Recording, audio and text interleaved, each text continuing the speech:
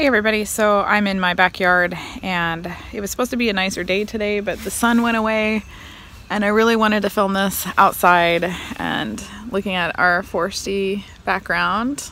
Let me see, because it kind of reminds me of Mount Shasta, and you know, it's out in nature, and I just felt like it was appropriate to talk about my experience while I was outside. But I think it might rain soon, so we'll see.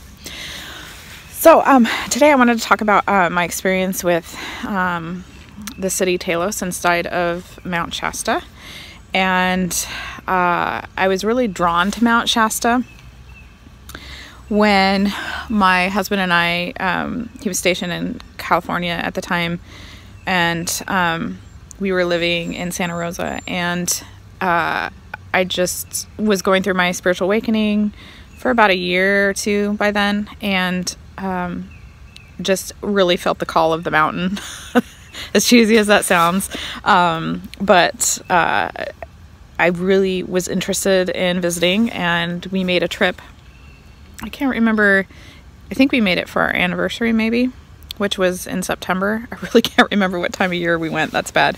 But anyway, we decided to get like a bed and breakfast and just kind of take a weekend and explore everything up there and everything. So we went ahead and did that, and when we got there, immediately I saw like a lot of lenticular clouds. The clouds looked like cloud ships, and I thought it was really cool, kind of like a hello when I got there. I also started getting a lot of like earrings, and I could just really feel the energy when I was there, and just walking around town. And you know, we explored some shops and whatnot, and we decided to, I think, take a full day and just explore the mountain. Just had that feeling like I needed to do that. And I really wanted to do like a part of it where I was just alone myself. But yeah, I know my husband was going to go up with me and hike, so I was needing some alone space while we were up there. Anyway, so took the road all the way up, went for a decent hike. I would say I probably hiked for maybe 30, 40, sorry, there's a lot of mosquitoes, 30, 40 minutes, and then found like a place where I just felt like I wanted to pull off and hike up into the rocks a little bit more. And so I went ahead and did that, and my husband stayed down on the path, and I was worried about him the whole time. So it was kind of a distraction. I see that now. It probably wasn't the best mental space I could have been in, because I was worried about him constantly. But so this meditation or time to reflect or just sitting in nature lasted for about an hour on the mountain. And while my husband was like down on the path, I have no idea what he did for an hour, because there was no internet up there, so I don't know what the heck he was doing, poor guy. Maybe he was reading on his phone. I can't remember exactly what he told me he was doing, but anyway, so I found this rock, and it was big, and it had a very flat side to it, and it just looked like if there was like a little door that could be stuck in the side of the mountain, this would be a perfect spot for it. And I just decided to sit down next to it and you know, communicate with the energies there and any guides or anything like that. I was really inspired by a woman's story about how she was taken inside the mountain and was shown a bunch of things. She just talked about having a really cool story when she was camping out on the mountain, and she met this guy that came up to her, and the guy was like a guide and was from inside the mountain and showed her all the things. And I thought that was kind of interesting. So let's see if it could happen for me, right? Well, this didn't exactly happen that way, but I did end up having a very unique experience. So meanwhile, I'm like literally like banging on this rock going, okay, let me in, I want to see. So silly. But I literally, I was pressing against this rock and feeling like, please, I want to know. I feel drawn here. I'm here for a reason. You guys brought me here. Here I am.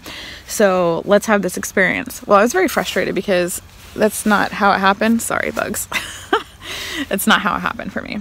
So after being frustrated with that for a while, I just decided to just sit in peace and meditate on the mountain, which I did. And I felt like presence of like this really like oak fairy next to me. I'm a fantasy like artist, and I like to draw fairies and mermaids and different fantasy type art. So I really felt the presence of this little fairy sitting next to me, which is awesome because I don't get that a lot. So I still need to draw her. Maybe one day I will.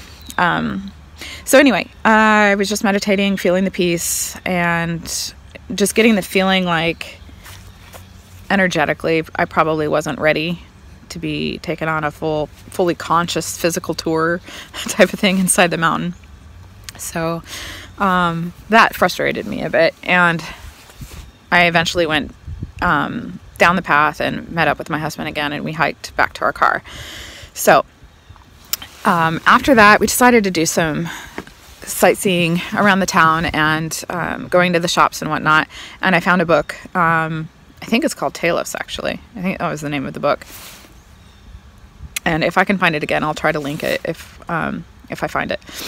But so I thought that was interesting. So I picked up that book, and then I picked up a couple crystals that I felt guided to pick up.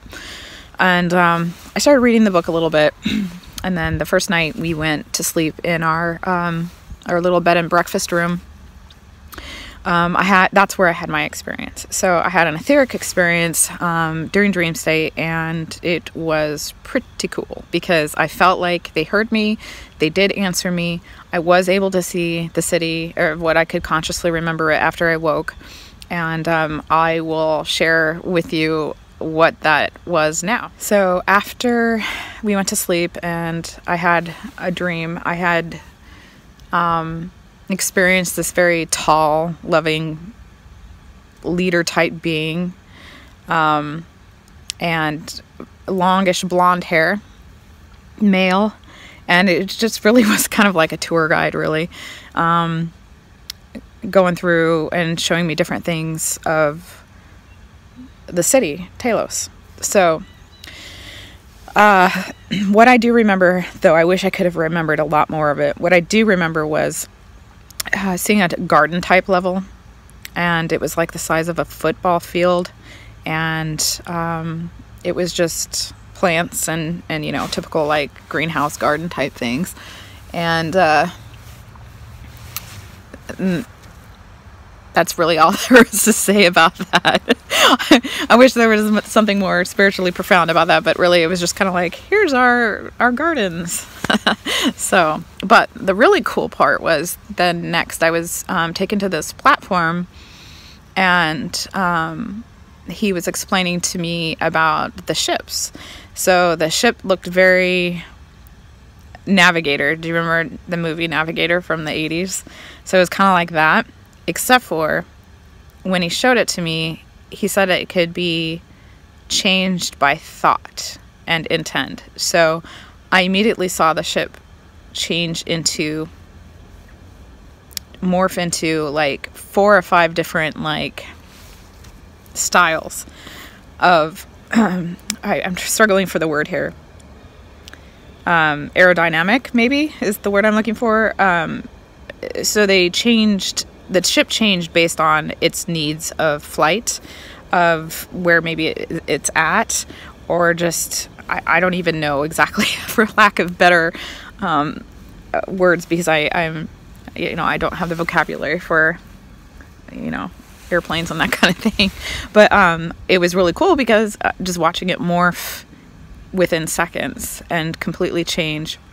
It wasn't just a solid ship, like a clunky ship, just sitting there like we have, sitting in our airports. It was etheric. It was malleable. It was amazing. And he was telling me that just based on the needs, so whatever the pilot's needs were, it could just change with their thought form. So I thought that was really fascinating.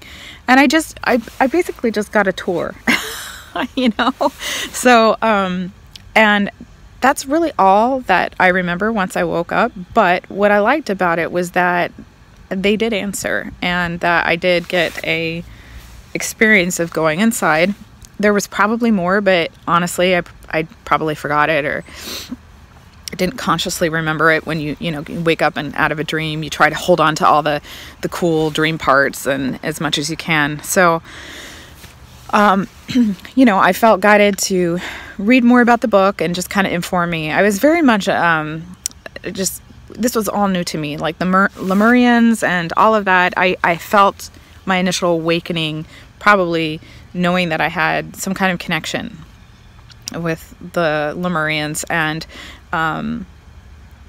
it was that initial, waking up to that.